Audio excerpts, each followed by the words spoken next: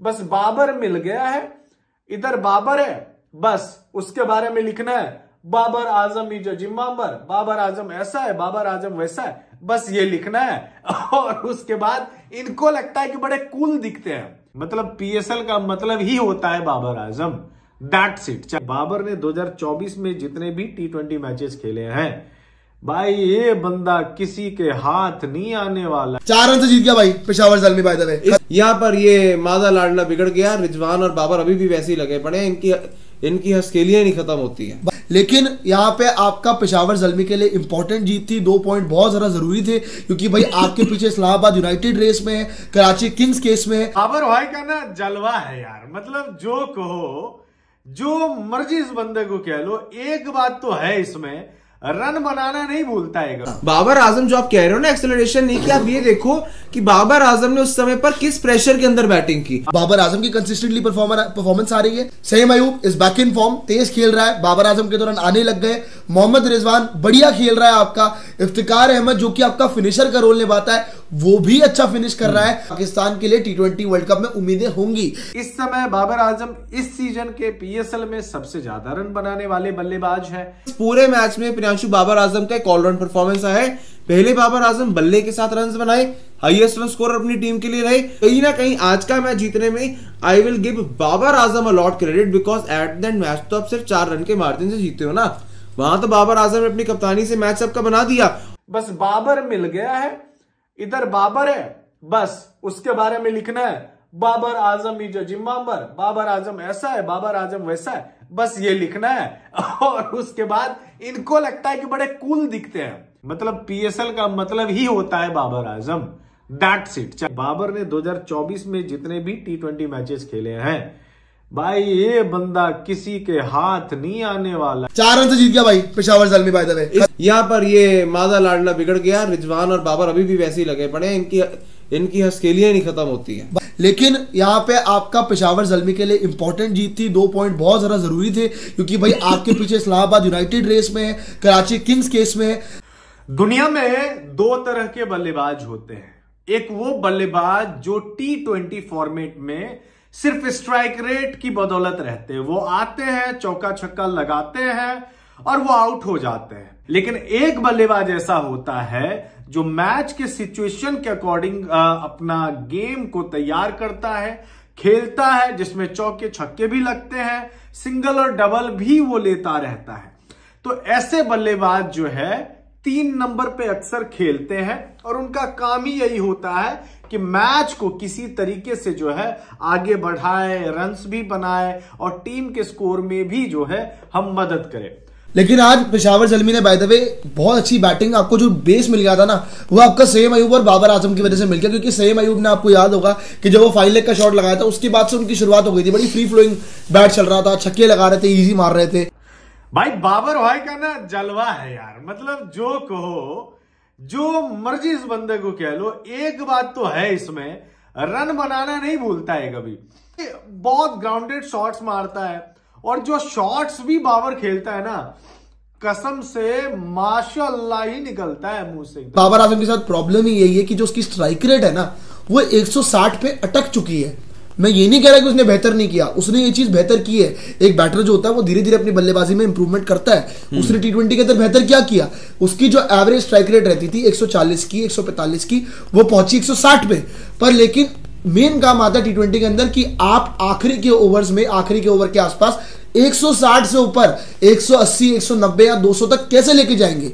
ये है असली मेन टेस्ट, जो कि बाबर आजम नहीं सीख पा रहे, अभी नहीं समझ रहे हैं। शायद वर्ल्ड कप आने तक समझ जाए, लेकिन अभी समझ नहीं आया। ऐसा नहीं है, देखो ऐसा नहीं है कि बाबर आजम वो चीज कर नहीं सकते या फिर अभी कर सकते। देखो this is very harsh to say thing कि बाबर आजम ये चीज कर नहीं सकते हैं। भाई बात यह है कि उस बंदे ने पिछले मैच में, पिछले मैच में अपने सेंचुरी लगाई है and you have to be very respectful of the thing कि बाबर आजम ये नहीं है कि सिर्फ रावलपिंडी के ट्रैक पर रन बना रहे हैं। भाई उसने हर एक ट्रैक पर जाके पाकिस्तान में रन बनाए हैं। चुम्मेश्वरी शॉट, आज जब बाबर आजम ने पहला चौका मारा था ना भाई, कवर ड्राइव, उसके बाद जो अगली गेंद पे चौका मारा वो था फ्लिक शॉट। ये दोनों इतनी खूबसूरती से बाबर आजम खेलता है कि मजा ही आ जाता है। एक टाइम ऐसा था जब बाबर 11 बॉल पे 22 रन बना के खेल रहे थे और दूसरी तरफ से सैम अयूब अलग लेवल पे वो पागल हो रखा था भाई। सैम अयूब मारे जा रहा था 22 बॉल में 46 रन बना के आउट हुआ है। जो आज 40 गेंदों में 64 रनों की पारी खेली। आप ये देखो आई किस सिचुएशन में, जब तक सैम अयूब वहां पर था बाबर तेज खेल रहा था, बस सैम अयूब का विकेट आया, टीकेसी ने धीरे धीरे खेलना शुरू किया। हसीबुल्ला की भी अगर पारी यहां से देखेंगे तो शुरुआत के अंदर हसीबुल्ला खान भी थोड़ा धीरे ही खेल रही थी। बाबर आजम की नॉक कैसी चल रही थी, तो शुरुआत बाबर आजम की, चौके लगातार आ रहे थे, चौथे ओवर में चौका, 5वें ओवर में 2 चौके लगाते हैं बाबर आजम। लेकिन जब विकेट आई, जब दूसरी तरफ से विकेट आया 7वें ओवर के बाद, पूरा 8वां निकल गया, 9वां निकल गया, 10वां निकल गया, 11वां निकल गया, 12वां निकल गया, 13वें ओवर में जाकर बाबर आजम ने छक्का लगाया। यही था कि भाई बाबर आजम टीम का कप्तान है। बाबर आजम जो आप कह रहे हो ना एक्सेलरेशन नहीं किया, आप ये देखो कि बाबर आजम ने उस समय पर किस प्रेशर के अंदर बैटिंग की। बाबर ने अपना 35 बॉल पे पूरा किया और उसके बाद चौके छक्के लगाने लगे। टोटल 40 बॉल पे इन्होंने 64 रन की पारी खेली है। बाबर आजम इसी टाइप के बल्लेबाज है, कंसिस्टेंसी के किंग माने जाते हैं। T20 फॉर्मेट हो या वनडे फॉर्मेट हो या टेस्ट फॉर्मेट हो, लगातार बाबर आजम को सिर्फ एक ही काम करना आता है, वो है रन्स बनाना। रन्स पे रन्स ये खिलाड़ी बनाता जाता है और इतना आसान बना दिया है बाबर आजम ने रन बनाना, 50 लगाना, सेंचुरी लगाना, कि लोगों को लगता है कि ये चीज बड़ी इजी है, लेकिन बाकी के खिलाड़ियों से नहीं होता है। कि भाई वो कप्तान है, उसको ये नहीं देखना कि ग्लैम शॉट खेलने के चक्कर में, कुछ बड़ा नया इनोवेटिव करने के चक्कर में वो अपनी विकेट खो जाए और टीम आपकी दबाव में चले जाए। इसीलिए 13वें ओवर में छक्का आता है बाबर आजम का, फिर 14वें ओवर में छक्का आता है, 15वें ओवर में उन्होंने चौका लगाया। हालांकि उसके बाद बाबर आजम जो है वो बोल्ड आउट हो गए। कुछ ना कुछ एक्स्ट्रा ऑर्डिनरी इस खिलाड़ी में है, जिसकी बदौलत ये कंसिस्टेंसी को मेंटेन करके रखता है और रन्स पे रन्स करता है। यार आप पाकिस्तान के पर्सपेक्टिव से एक चीज सोचो, पीएसएल को एक बार साइड हटाओ, अगर ये सोचो सईम अयूब ने रन करे पेशावर ज़ल्मी के लिए, बाबर आजम ने रन करे, इफ्तिकार एंड में फिनिश अच्छी कर गया, तो आप ये चीज देखो कि पाकिस्तान की टीम T20 वर्ल्ड कप में अगर जाएगी तो उनके पास 3 ऐसे प्लेयर है जो कि परफॉर्मर है, कंसिस्टेंटली परफॉर्म कर रहे हैं।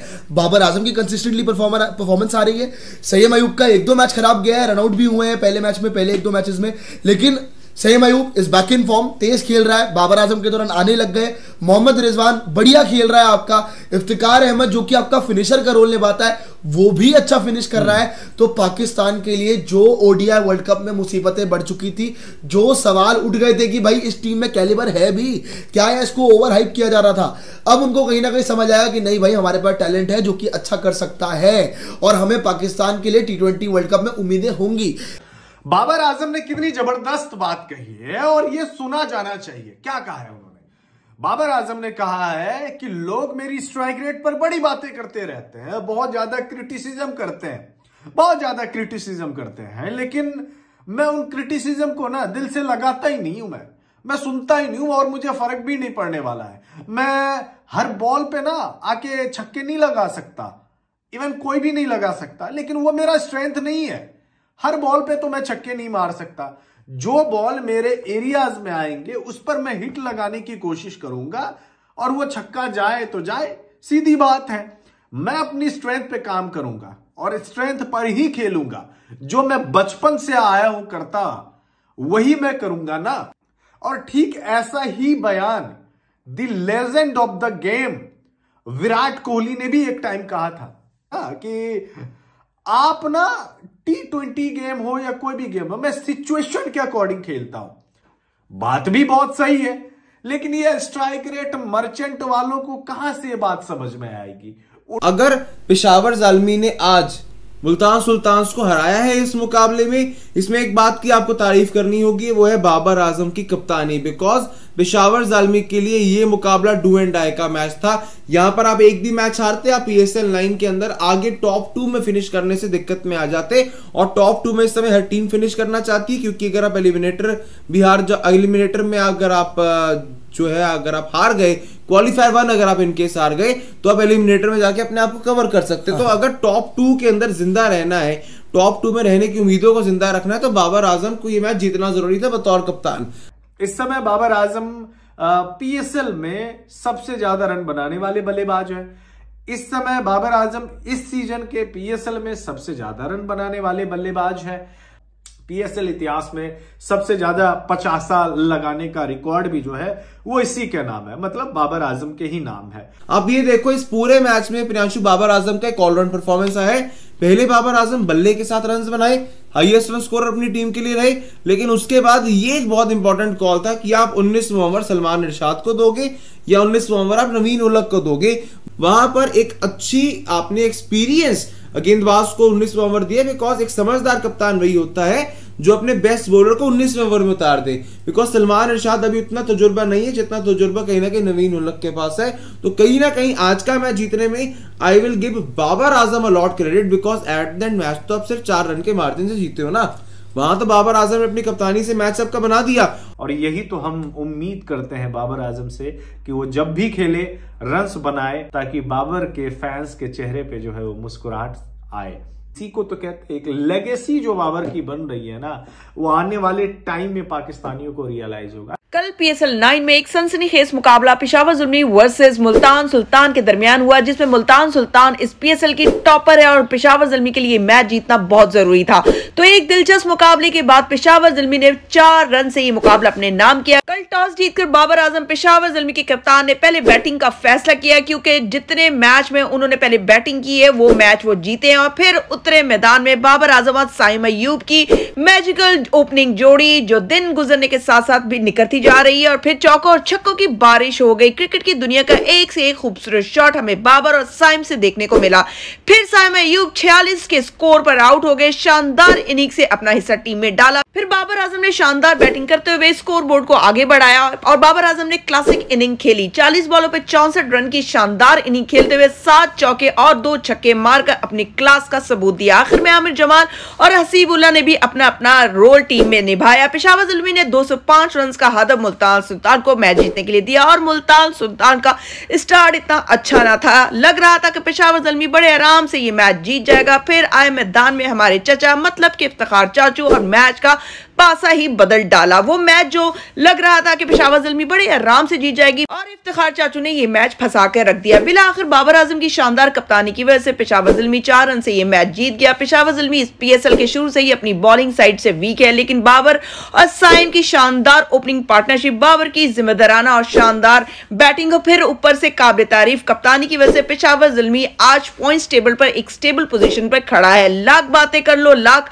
बाबर पे कीड़े निकाल लो, बाबर ना कभी रुका था, ना रुका है और ना ही कभी रुकेगा। बाबर एक तूफान है, एक आंधी है भाई साहब, जो रुकने से नहीं रुकेगी। बाबर आजम के हिटर से ज्यादा बाबर को चाहने वाले और इसके लिए दुआ करने वालों की तादाद बहुत ज्यादा है, और यही बाबर आजम की ब्लेसिंग्स हैं, और बाबर आजम ने इतने सालों में यही कमाया है।